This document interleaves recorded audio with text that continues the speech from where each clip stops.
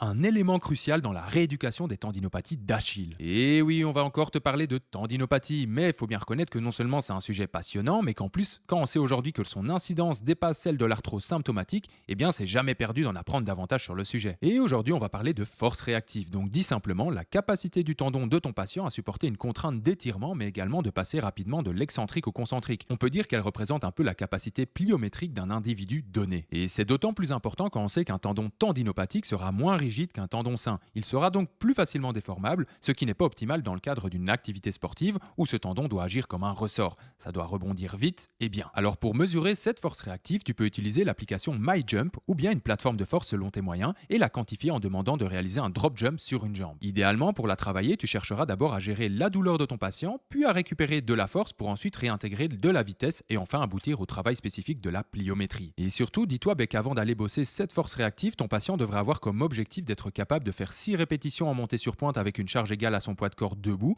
ou 1,5 fois son poids de corps en assis. Et seulement après, tu pourras aller bosser les différentes phases d'activité pliométrique, donc l'absorption, le temps de contact et la restitution. Ah, et n'oublie pas d'aller faire un petit tour sur fullphysio.com si tu veux en savoir davantage sur le sujet. Allez, à très vite.